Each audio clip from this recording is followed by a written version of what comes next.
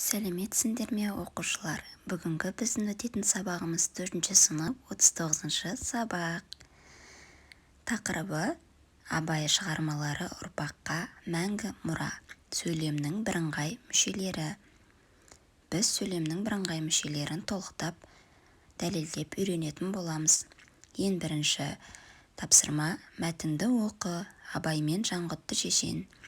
Мәтіннің тақырыбы мен мазмұнының өзара сәйкестігін анықтаймыз. Мәтінді бірге оқиық. Абай мен Жанғұтты шешен.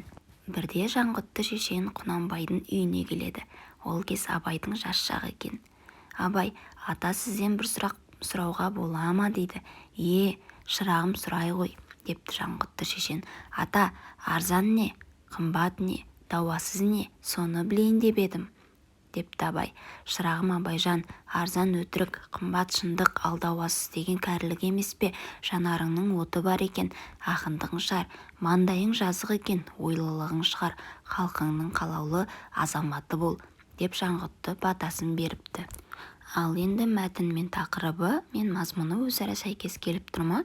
Мәтінде, тақырыпта Абай мен Жанғұтты шешен туралы, сол үшін тақырыпта, мазмұнда бір-біріне сәйкес болып тұр. Ал арзан өтірік пен қымбат шындықтың мағынасы: арзан өтірік, ол өтірік әрқашанда тәтті, бірақ өтіріктің құйрығы бірақ тұтам. Сол үшін ол бізді адастырады, сол үшін оның құны жоқ. Арзан ол өтірік нәрсе, ал шындық шыншылдыққа жетелейді. Шындық адамды адастырмайды, және шындық адамның жан досы. Бұл қымбат, депті. 32-ші тапсырма: пішіндер арқылы нақыл сөзді тауып оқимыз. Шыққан сөйлемді бірге көшіріп жазамыз.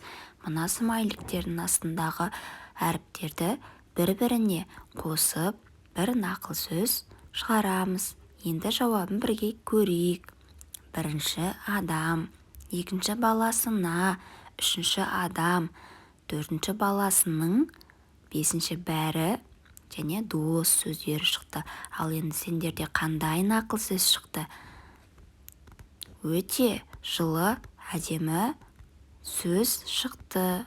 Жауабы адам баласына, адам баласының бәрі дос. Қандай керемет нақыл сөз, я?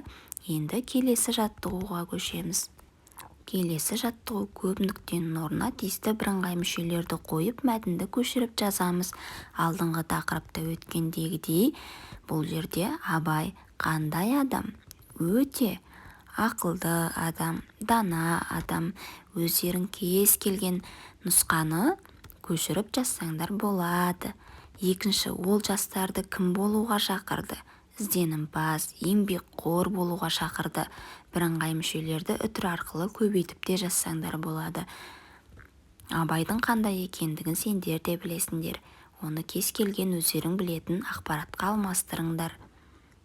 34-ші жаттығу: бірыңғай мүшелерді ма, па, та, те, да, мен шылаулар арқылы байланыстырып өленді мәнерлеп оқимыз. Қаңғырған қамбақсың, кімге тұлға болмақсың? Күні түні ұшарыңды жел біліп, қонарыңды сай біліп, сайран салып жүргенің. Ал біздің жиғанымыз дән, айналамыз толғанан, абырой, даңқ барлығы осы егісте.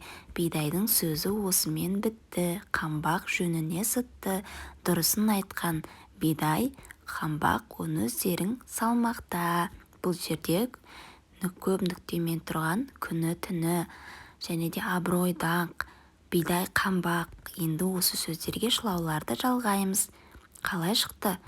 Күні мен түні, абыройда, даңқта, бидай ма, қамбақ па деген сөздерді шығамыз. Бұл жерде айта кететін болсақ, бірыңғай сөз мүшелері тек қана үтірмен емес, осы сияқты мен, болмаса және деген жалғаулықтар арқылы бірге үтірсіз жазыла береді. Үтір қойылмай, бұлар да бірыңғай мүшелер. Ал балалар, сабақ ұнаса, сау болыңдар. Лайк басып, тіркелуді ұмытпаңдар. Келесі сабаққа дейін жүздескенше.